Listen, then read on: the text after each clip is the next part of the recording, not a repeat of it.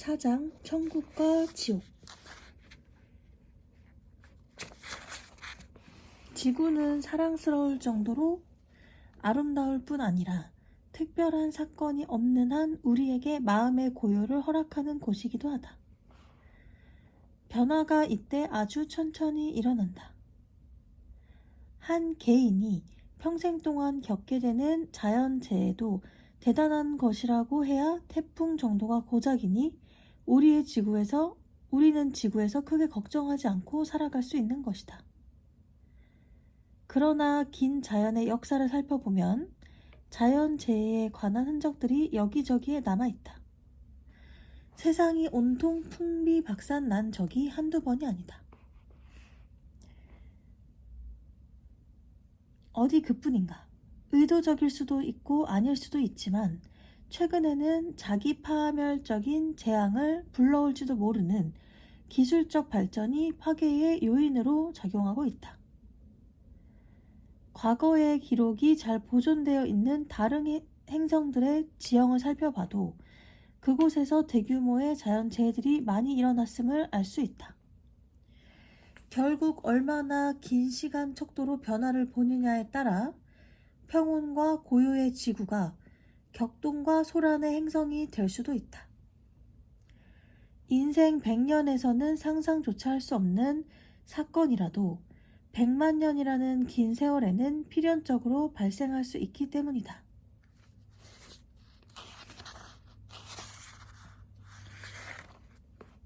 행성과 행성 사이의 공간에도 많은 천체들이 떠돌아다닌다. 일부는 암석질의 작은 덩어리이고 또 어떤 것들은 철을 많이 함유하는 금속성 물질의 소형 천체이다. 이 외에도 얼음 성분의 덩어리들이 있는가 하면 유기물을 많이 함유한 것들도 있다. 이들은 티끌만한 알갱이에서 시작하여 니카라과 또는 부탄의 영토만한 것에 이르기까지 그 크기가 다양하다. 모양은 행성과 달리 지극히 불규칙적이다. 이 소형 천체들은 이따금씩 행성과 충돌하기도 한다.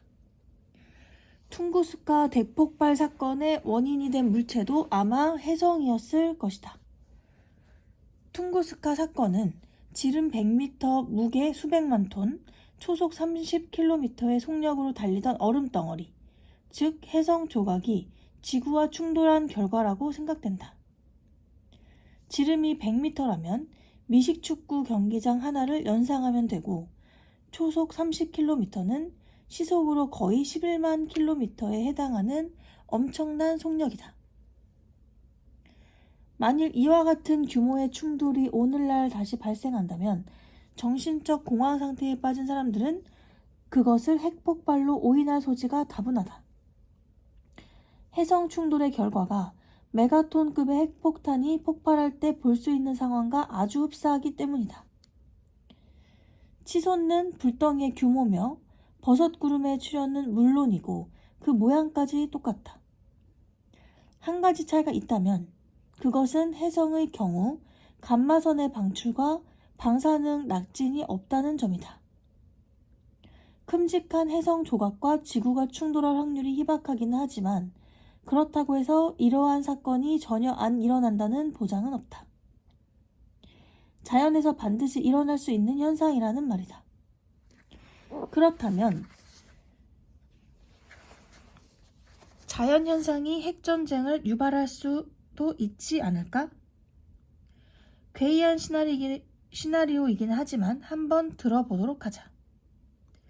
과거 45억 년 역사를 통해서 수백만 개의 혜성들이 지구와 충돌해 왔듯이 작은 혜성 하나가 지구와 충돌하는 사건이 오늘 발생한다면 현대 지구 문명은 그 사건에 즉각적으로 잘못 반응하여 핵전쟁을 일으키고는 자기 파멸로 치달을지도 모른다. 이 시나리오의 개연성은 혜성 충돌로 일어나는 현상이 핵폭발과 유사하다는 사실에 그 뿌리를 두고 있다. 그렇기 때문에 혜성 자체의 구조, 지구와 혜성의 충돌 가능성, 그리고 그 충돌이 가져올 자연재해의 내역과 규모 등을 현재 우리가 알고 있는 수준보다 훨씬 더 깊게 연구해둘 필요가 있다. 실제로 우려할 만한 사건이 한 번 있었다. 1979년 9월 22일 미국의 벨라 인공위성이 남대서양과 서인도양 근방을 날다가 강렬한 불빛이 2번 번쩍거리는 것을 감지했다. 사람들은 이 섬광의 발생 원인으로 우선 핵실험을 꼽았다. 남아프리카 공화국이나 이스라엘이 TNT 2,000톤 규모, 즉 히로시마에 떨어뜨린 핵폭탄의 6분의 1 수준의 소형 핵무기를 비밀리에 시험하는 중이라고 판단했던 것이다. 이 사건이 국제정치에 미칠 심각한 영향을 세계 도처에서 우려하기 시작했다. 그러나 섬광의 원인이 애초부터 핵무기가 아니라 소행성이나 해성 조각의 충돌로 밝혀졌더라면 그 사건의 성격은 크게 달라졌을 것이다. 공군기가 섬광이 검출된 지역의 상공을 비행하면서 실제로 방사능을 측정해본 결과 그 어떤 방사능도 검출되지 않았다. 결국 하나의 해프닝으로 끝나고 말았지만 세계는 이 사건을 통해서 확실한 교훈을 하나 얻었다. 즉 지구와 근접 천체의 충돌을 지속적으로 감시하고 철저하게 연구하지 않는다면 현대 지구 문명이 엉뚱한 이유 때문에 핵전쟁에 휘말릴 수도 있다는 것이었다.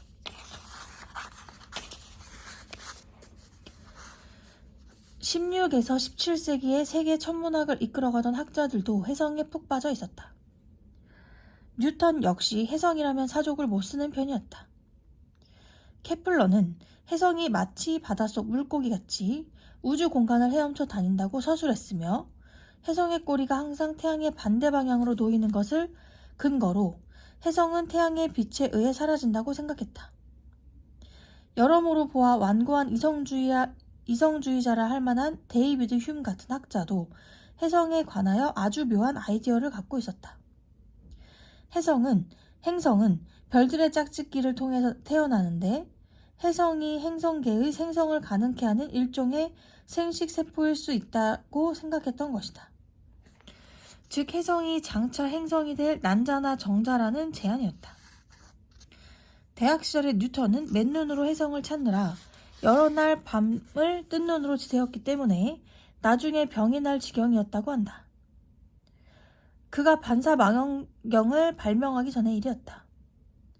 아리스토텔레스를 필두로 한 고대 과학자들은 해성이 지구 대기 내부의 현상이라고 생각했다. 그러나 뉴턴은 티코 브라헤와 케플러의 견해를 받아들여 해성이 달보다는 먼 곳에서 토성보다는 가까이서 일어나는 현상이라는 결론을 내렸다. 해성이 밝게 보이는 까닭은 행성과 마찬가지로 태양의 빛을 반사하기 때문이라고 그는 제대로 알고 있었다. 그의 논지를 좀 더 따라가 보자. 누가 해성을 붙박이 별들과 같이 아주 먼 거리에서 일어나는 현상이라고 주장한다면 그는 큰 오류를 범하는 것이다. 그렇다면 태양계 행성들이 붙박이 별들로부터 받아 다시 반사시킬 수 있는 빛이 거의 없는 것과 마찬가지로 해성도 우리 태양으로부터 거의 빛을 받을 수 없는 것이기 때문이다. 뉴턴은 해성도 행성들과 마찬가지로 타원 궤도를 그리며 태양 주위를 돈다고 증명해 보였다. 해성은 매우 찌그러진 타원 궤도를 그리는 일종의 행성이다. 이렇게 뉴턴이 해성을 둘러싼 미신들을 모두 제거하고 해성 운동의 규칙성을 예측하자 드디어 1707년에 이르러서 그의 친구인 에드먼드 헨리가 1531년, 1607년, 1682년에 출현했던 해성들이 모두 같은 해성으로서 76년마다 되돌아온다는 사실을 계산으로 밝혀냈다. 동시에 이 해성이 1758년에 다시 올 것이라고 예측했다. 해성은 때맞춰 나타났고 그래서 헨리 4호의 이 해성은 헨리 해성이라는 이름으로 불리게 됐다. 헨리 해성은 긴 인간사에서 여러 가지 재미있는 역할을 수행해왔다. 1986년에 다시 돌아오게 되면 최초의 해성 탐사선의 표적이 될 것이다.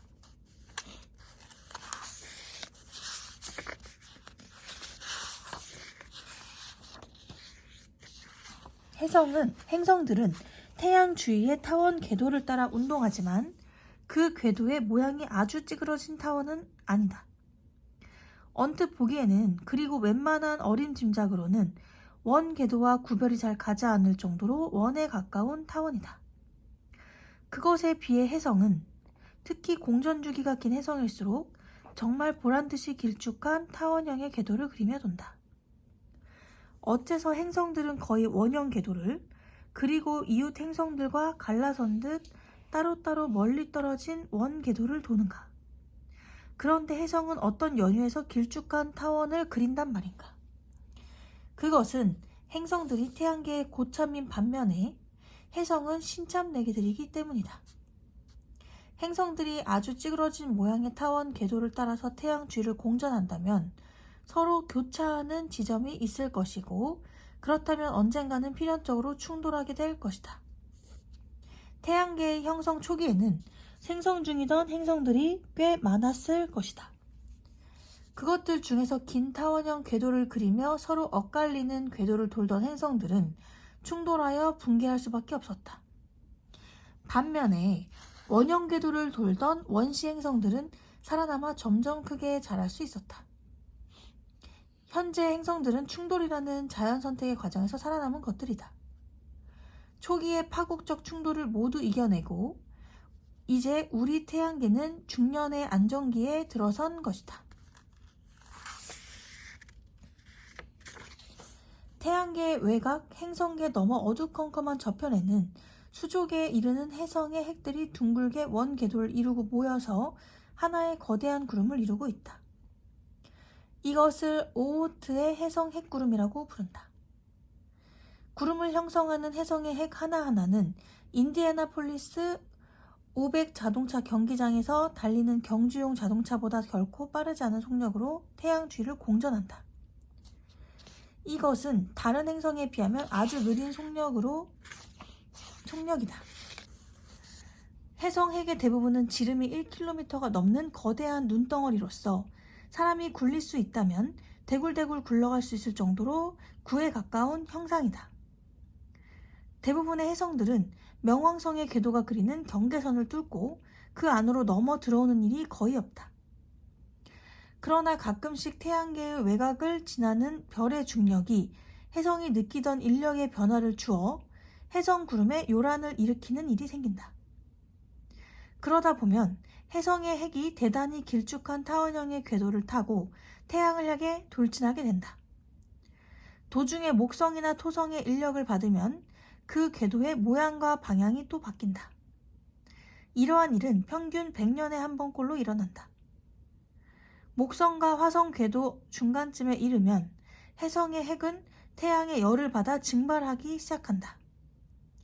태양의 대기에서 뿜어져 나온 물질의 흐름을 우리는 태양풍이라고 하는데, 태양풍 때문에 먼지 조각과 얼음이 해성 핵의 뒤편으로 밀려나간다. 이렇게 해서 해성의 꼬리가 만들어지는 것이다. 만일 목성의 지름이 1m라면 해성은 티끌보다 작다. 그렇지만 충분히 성장한 해성의 꼬리는 행성과 행성 사이를 이을 만큼 길다. 해성이 지구 가까이에 이르러 마침내 지구인들의 눈에 띄기 시작하면 지구에서는 온갖 얼토당토하는 미신들이 난무하게 된다. 그러나 곧 지구인들도 해성이 지구 대기 중에 있지 않고 더 바깥쪽 행성들 사이에 있음을 알게 될 것이다. 그리고는 해성의 궤도를 계산할 것이다. 그리고 언젠가는 작은 우주선을 쏘아 올려 별나라에서 우리를 찾아온 희귀한 방문객을 탐사하기 시작할 것이다.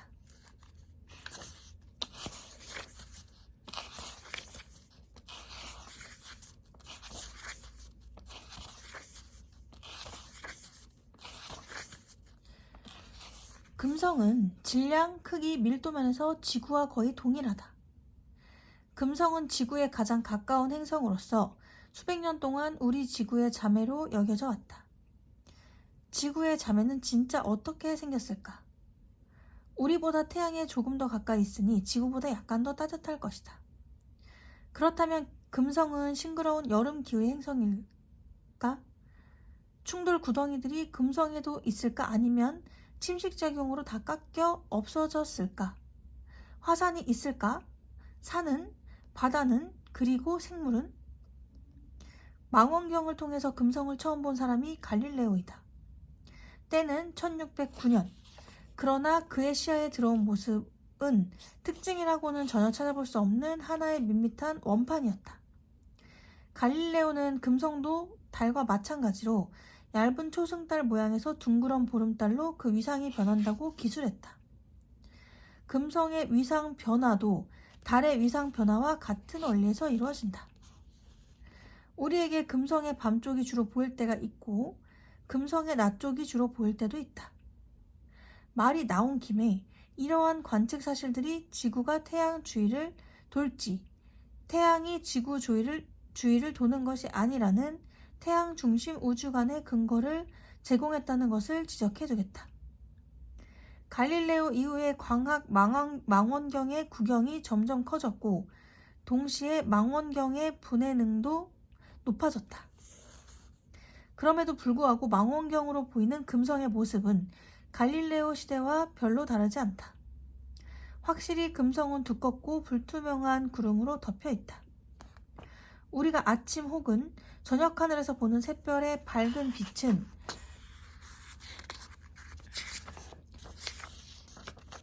금성의 구름에 반사된 태양의 빛인 것이다. 그러나 이러한 발견 이후 수세기가 지나도록 그 구름의 성분이 무엇인지 도무지 알아낼 수가 없었다. 금성의 표면을 들여다볼 방법이 없던 시기에 어떤 과학자들은 금성의 지표면이 석탄기의 지구처럼 늪지라는 묘한 결론을 이끌어냈다. 금성 표면에 늪지가 있다면 금성에 소철나무와 잠자리 그리고 심지어 공룡까지 있어야 하지 않을까? 결국 금성에서 그 어떤 물체나 지형지물들을 알아볼 수 없다는 관찰에서 어처구니없게도 금성이 생물로 가득해야만 한다는 결론이 도출됐다. 금성의 구름에 아무런 특징이 없다는 사실이 오류에 빠지기 쉬운 인간의 습성을 드러낸 셈이다. 우리가 살아있다는 사실에서 우리는 그 어딘가에 생명이 있을 것이라는 생각을 항상 하게 된다. 그러나 생명의 존재 여부는 보다 주의 깊은 증거의 축적과 평가를 통해서 판단해야 할 사항이다. 결국 금성에는 생물이 없다는 것이 밝혀졌다.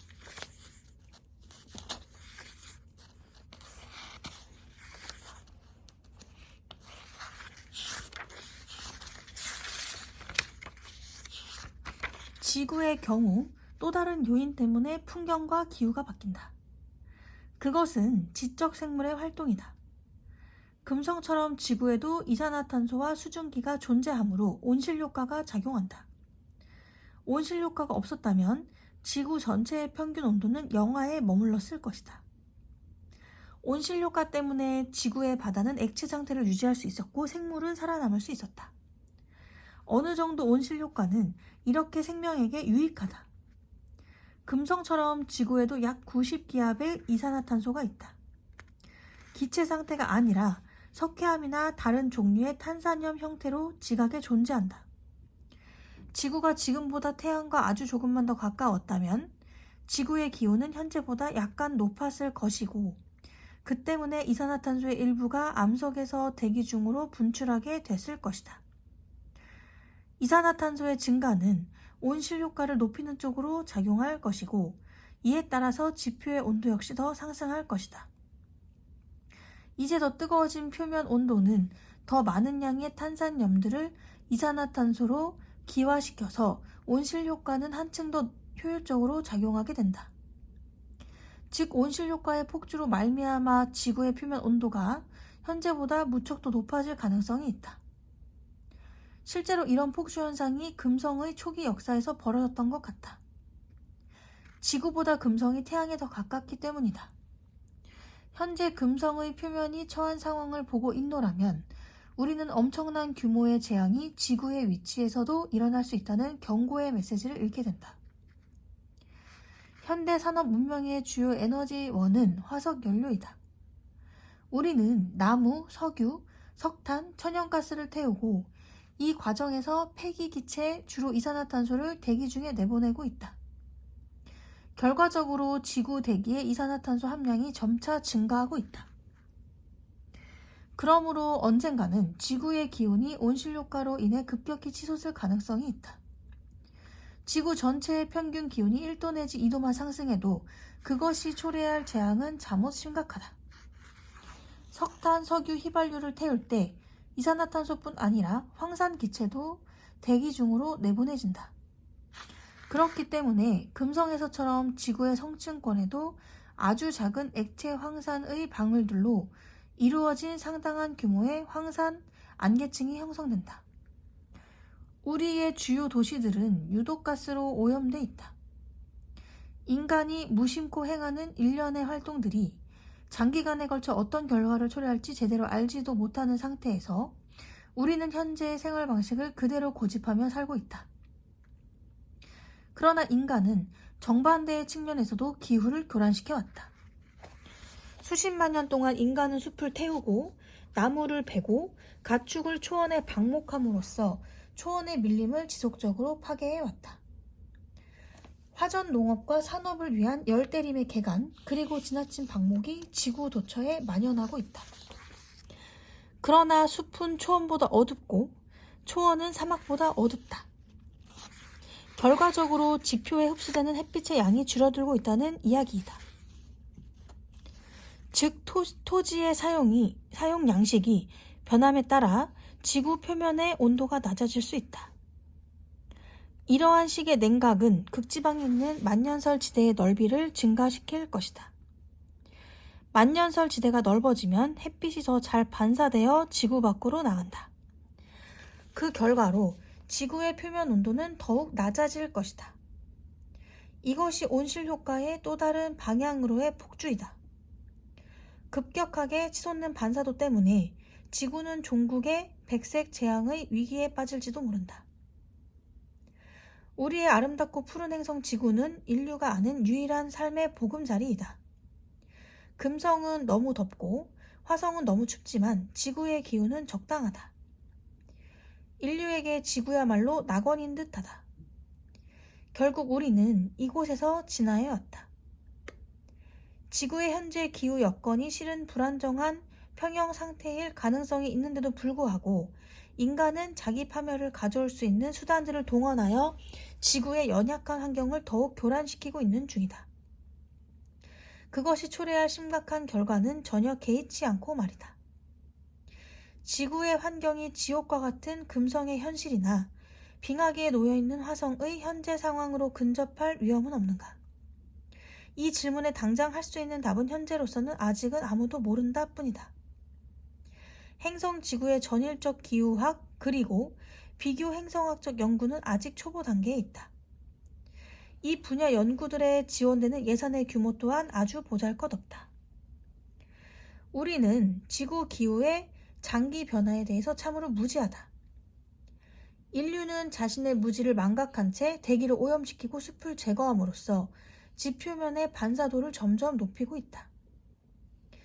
수백만 년 전 인류가 오랜 진화 과정을 통해 지구상에 처음 얼굴을 내밀었을 때는 지구가 젊음의 격변기와 형성 초기의 격렬함에서부터 46억 년이나 되는 세월을 이미 보내고 중년기의 안정을 찾은 뒤였다.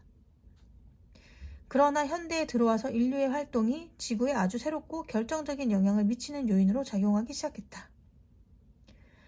우리의 지능과 기술이 기후와 같은 자연현상에도 영향을 미칠 수 있는 힘을 부여한 것이다. 이 힘을 어떻게 사용할 것인가? 인류의 미래에 영향을 줄 수 있는 문제들에 대하여 무지와 자기만족의 만행을 계속 묵인할 것인가? 지구의 전체적 번영보다 단기적이고 국지적인 이득을 더 중요시할 것인가?